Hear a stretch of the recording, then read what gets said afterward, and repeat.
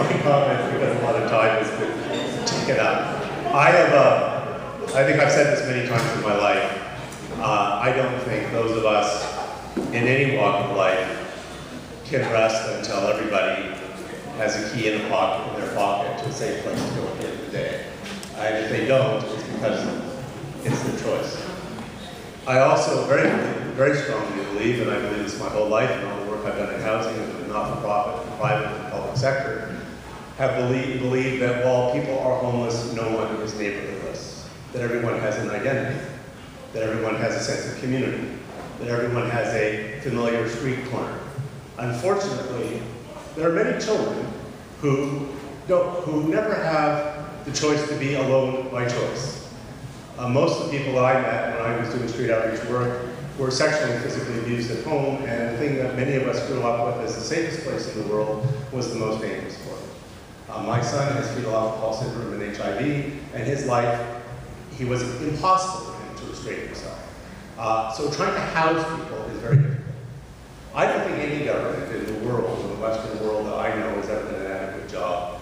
And while I am very proud of much of what we've done, we've invested $2.5 billion since we've been in government, I would be the first to say that it's not enough.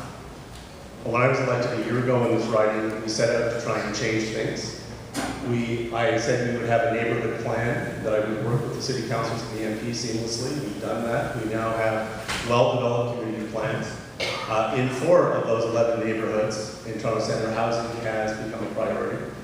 I also set up that I would take a new approach to that, and as Minister of Research and Innovation, we started with some of what I know many of you were involved in, which was the Social Innovation Summit, and what has been, I think, the first in the world wiki online policy making. You can go to OntarioSocialInnovationSummit.com, and you can see the development of the policy ideas. I won't get into them all, but they represent everything from substantial government funding right through to community land banking and a financial toolkit. So I will finish there, and thank you again for coming out tonight.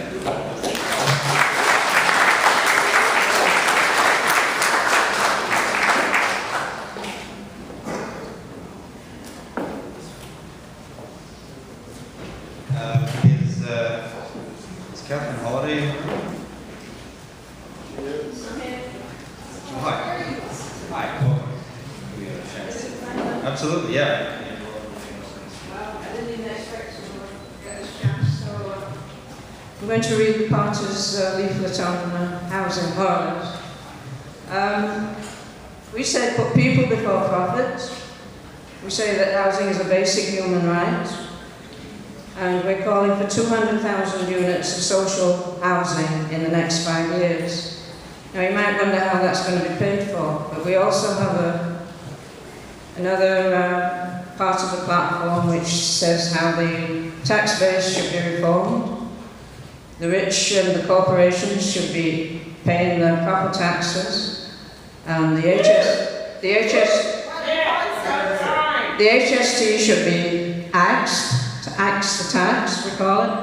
And, you know, the other thing is that all 4 parties that have the honour of being on the table here, they're not calling for a different socio-economic system.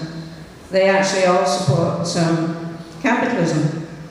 And even the NDP, although I honour their good-heartedness, I don't think they can get there because they think they can reform capitalism, and it can't be reformed.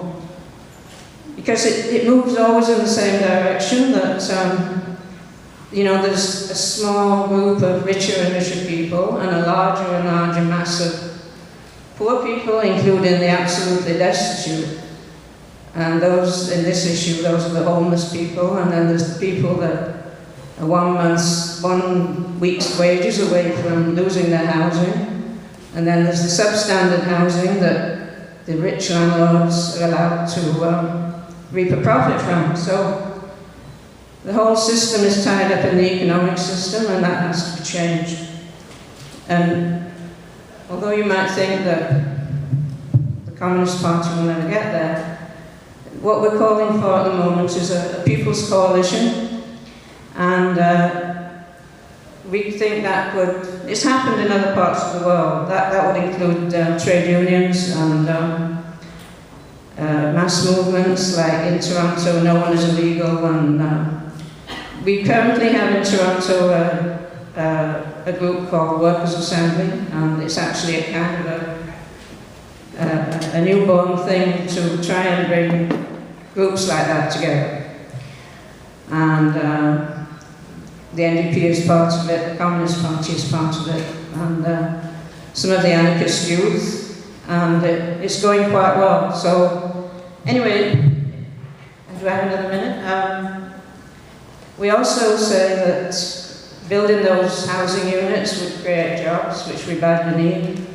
And for every unit of housing built, apparently 6 spin-off jobs are created. We want real rent control and a provincial tenants' bill of rights, a real one, not the one called tenants' rights, which is really landlords' rights. Thank you.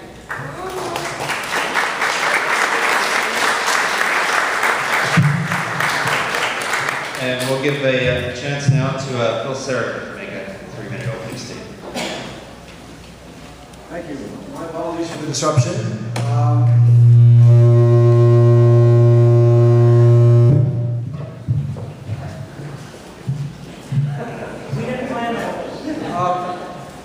There's 2 aspects to the housing. There's one the technical issue and there's a human issue. I'll deal with the technical issue for my opening statement. Think locally, act locally. I think we can use the housing issue to deal with it and some major economic issues.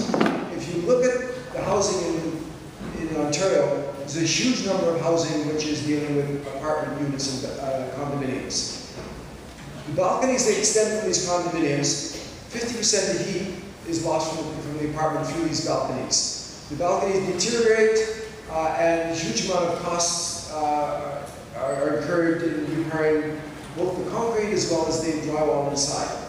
A number of years ago, I developed a window system which basically is a patio door, you turn it on the side, you have one window that goes from the small knee wall to a railing height, the second window goes from railing height to ceiling. You flick, and these windows are 10 feet wide. You flick a switch, the whole window drops down.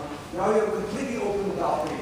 You can keep your furniture on, your best furniture on it, your stereo. National Research Council gave me $60,000 a number of years of development.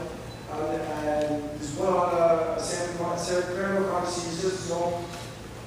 In China, India, and Pakistan, there's going to be huge problems with drugs in the near in the coming future. As the glacier from the Himalaya reduces, there's going to be reduced water to the Ganges, and millions of people are going to be starving. They will need all their buildings to be enclosed to keep the moisture inside. I believe that China has lots of money. They can invest in Canada, put together some factories to make these greenhouse units.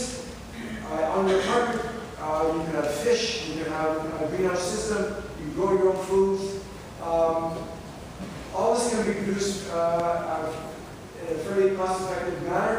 Can you use the microphone, please? Is useful for. Use the microphone. Okay. Sorry.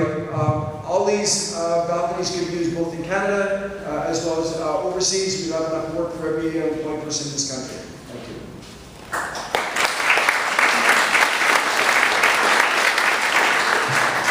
Thanks very much, Phil, and to all the other candidates.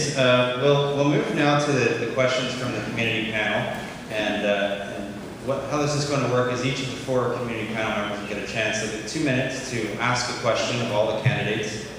The 3 candidates here on the panel will each get 2 minutes to answer the question, and then we'll move on to the next panelist. And then following that session, we'll give everyone here a chance to ask some questions. So we'll start with Michael Shapcott, who's the Director of Housing and Innovation at the Wellesley Institute.